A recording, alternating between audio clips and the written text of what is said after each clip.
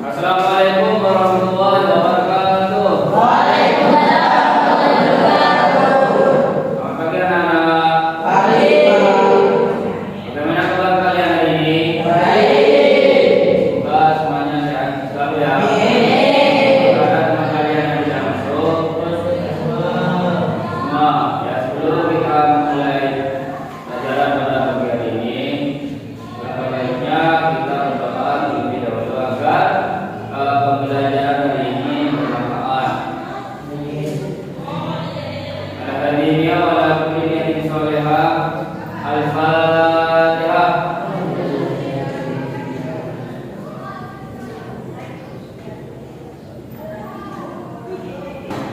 Sekarang tarik nafas dalam-dalam, hembuskan secara pelan. Fokuskan pikiran kalian ada di sini, ada di kelas, dan lupakan dulu hal-hal yang ada di luar sekolah. Kita siap belajar dengan pikiran segar dan hati yang tenang, ya. Anak-anak, perhatikan dua tokoh ini. Ini apa ini? Ini menyampaikan berita pada menyampaikan berita ya. Dan ini contoh yang pertama. Ada contoh yang kedua. Dan coba lihat nih. Ini apa? Berita ya.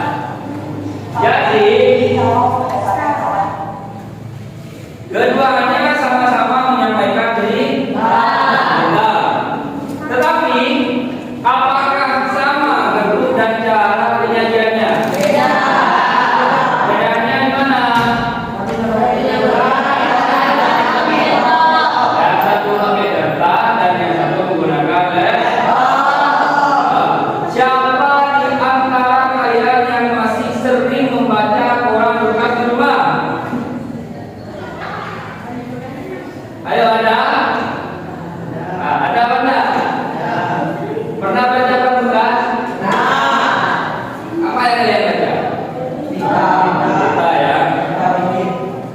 Kalau yang membaca berita dari HP atau media sosial ada?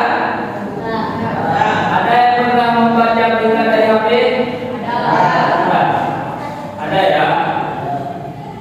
Nah, pengalaman kalian tadi menunjukkan bahwa kalian sudah mengenal dua jenis media berita, yaitu media cetak dan media digital.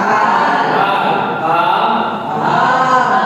Menurut kalian, mana yang lebih baik, membaca berita di koran atau di internet? Mengapa kalian memilih di internet? Ya, karena cepat, praktis, dan tidak perlu keras. Ya, bagus. Ternyata kalian sudah bisa melihat kelebihan dan kekurangan dari keduanya. Hari ini kita akan belajar membedakan karakteristik media berita cetak dan digital serta menganalisis kelebihan dan kekurangannya. Dengan memahami ini, kalian bisa lebih kritis dalam memilih sumber berita yang tepat. Baik anak-anak, baiklah. Sekarang kita akan masuk pada kegiatan inti. Yang akan kita bahas adalah membaca dua teks berita, satu dari koran dan satu dari media online. Siapkan buku catatan kalian. Sudah siap? Siap ya. Ini adalah berita dari media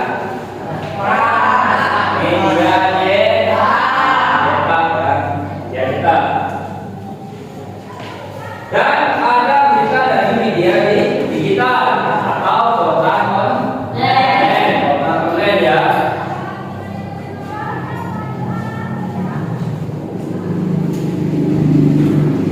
Silakan kalian simak berita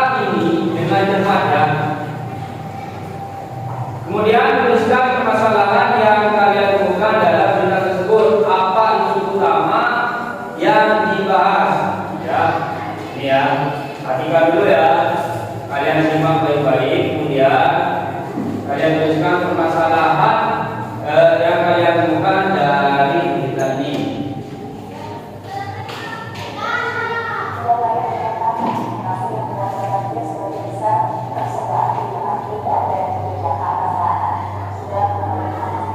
Dikandung, abadikan.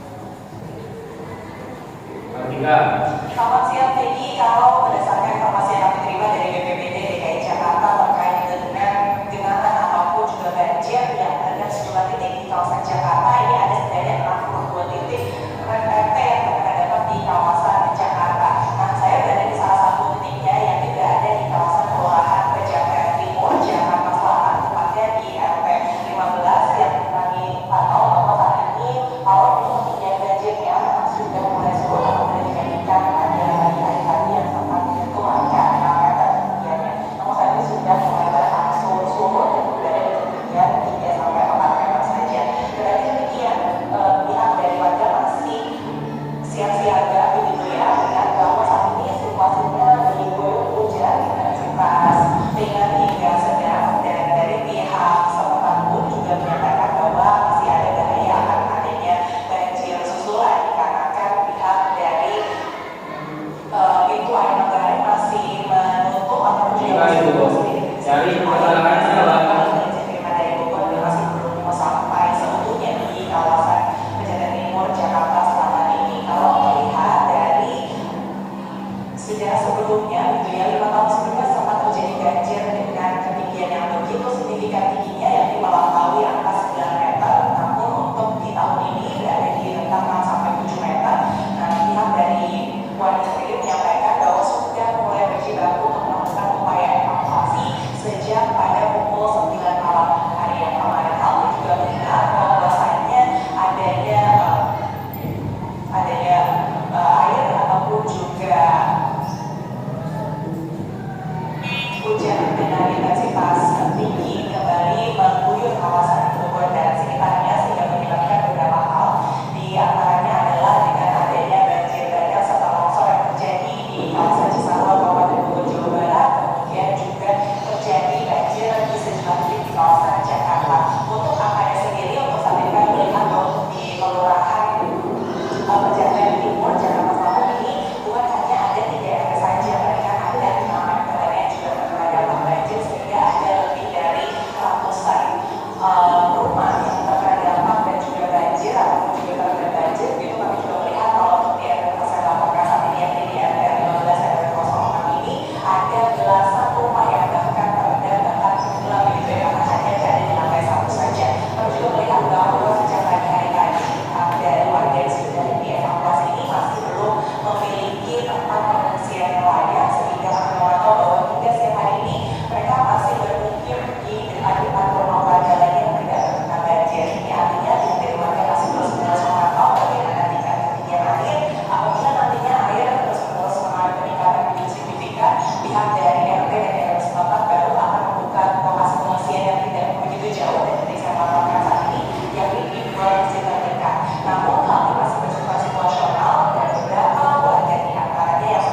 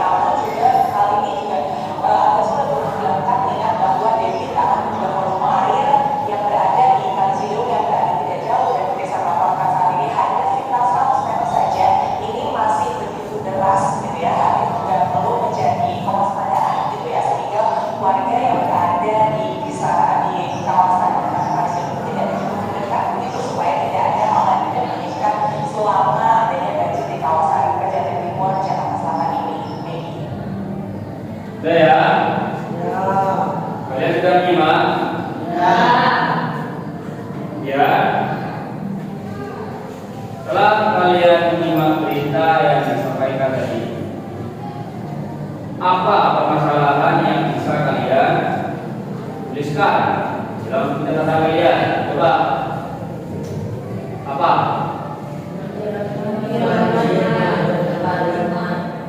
Maju.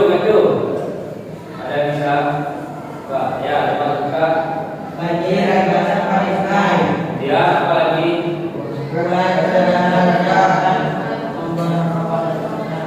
Banjir akibat sampah di karena di Jakarta itu adalah memang wilayah yang sering terjadi banjir. Sebab utamanya adalah karena membuang sampah di sungai dan juga karena kurangnya kesadaran masyarakat yang membuang sampah tidak pada tempatnya.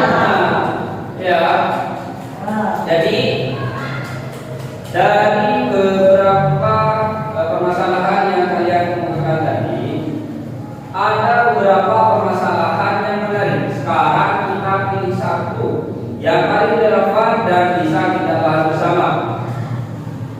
Yang paling relevan untuk kita bahas adalah kurangnya kesadaran masyarakat membuang sampah pada tempatnya. Karena kalau kesadarannya sudah baik, maka banjir akibat sampah tidak akan terjadi.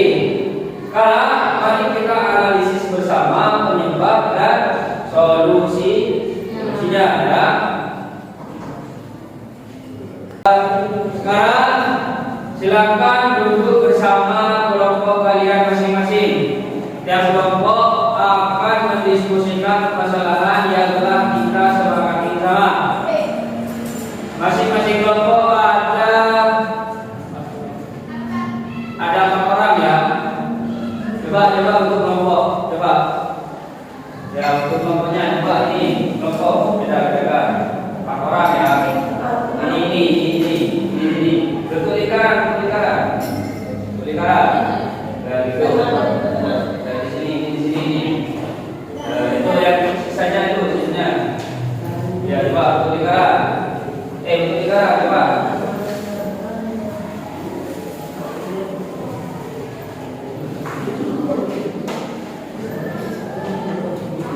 Kita akan diskusikan permasalahan yang terjadi pada cerita yang sudah kalian simak saja.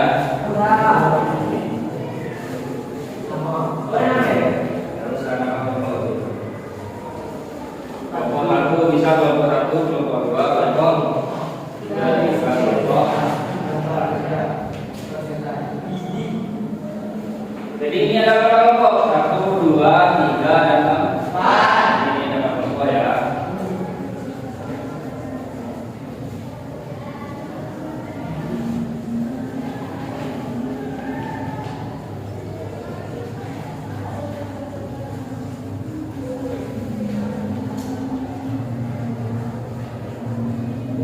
Menurut kalian, apakah berita digital lebih cepat menyebarkan informasi daripada berita cetak? Apa dampak negatifnya bagi masyarakat? Silakan dipikir-pikir dulu dengan semangat gotong royong bekerja sama. Ada yang menulis ya?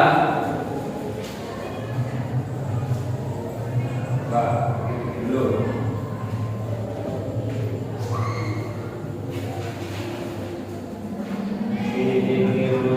Jadi apakah berita digital itu lebih cepat daripada informasi dari berita cetak?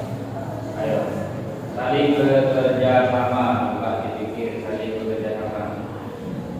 Silakan kalian cari kesimpulannya. Ini diskusi ya, cari kesimpulan.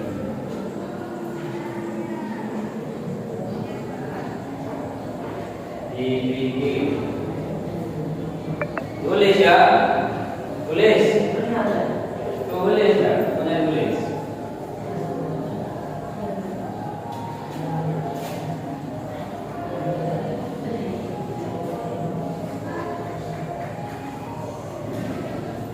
Baik. Dari masing-masing kelompok, apakah sudah ada yang bisa menjawab? Ya, dari kelompok 3, coba sebutkan. Berita digital memang cepat tapi kadang hoax. Ya, betul ya. Jadi berita digital itu memang cepat tapi kadang hoax. Ada lagi? Ya, coba. Ya, tapi kurang lebih lambat tertib. Lebih lambat? Tertib. Terbit. Ya, bukan terbit ya. Jadi memang betul ya. Berita digital itu lebih cepat dan orang memang terkesan lebih lambat dalam menerbitkan berita. Apakah ada lagi? Ya. Oh, ini dari kelompok kita semua ya. Coba. Dari solusi kita terhadap memilih kita. Betul ya. Berarti solusinya kita harus cerdas dalam memilih sumber berita. Bagus. Kelompok 3 sudah mulai menemukan solusi. Coba kelompok lain diskusikan juga bagaimana cara kita membedakan berita asli dan berita yang palsu. Ya, ini dari kelompok 4 ya. Coba sebutkan. Menurut saya, berita asli biasanya ada sumbernya yang jelas Pak, misalnya ditulis oleh wartawan dari media asli. Terus? Ya. Tidak Pak, kalau berita palsu itu seringnya dari media sosial. Tempat akan menulis dan bahasanya provokatif. Ada lagi? Ya. Kita juga bisa cek di situs resmi atau media besar lain. Kalau semua berita akan Terus? menggunakan yang sama, berarti kemungkinan besar berita itu benar. Terus? Selain itu Pak, hanya sumber daya di dunia saja. Kita harus baca isi beritanya dulu yang dihasilkan terbitnya. Pada berita lama contohkan dari sekolah dahulu. Bagus. Silakan kelompok 4. Jadi untuk membedakan berita asli dan palsu, kita harus memeriksa sumber berita dan penulisnya. Membaca isi berita secara lengkap, bukan hanya judul. Karena judul ya. Kemudian yang ketiga, mengecek kebenaran informasi melalui media lain. Yang keempat, menghindari berita yang tidak jelas sumbernya atau berita provokasi. Anak-anak, apa hal baru yang kalian pelajari hari ini? Terus bagaimana siapa yang menantang bagi kalian? Bagaimana kalian bekerja sama dalam kelompok? Ya, coba. Saya jadi tahu bedanya berita asli dan hoax Pak.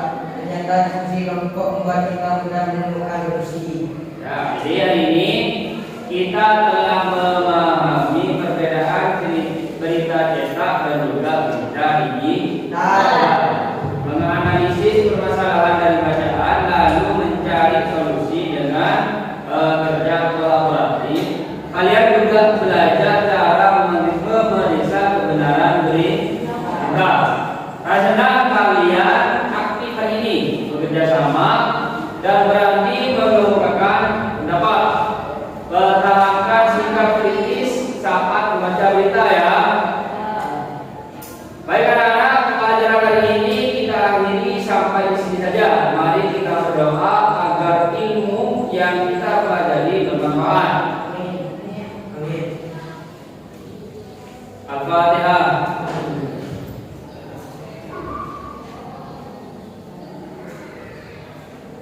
Wassalamualaikum warahmatullahi wabarakatuh.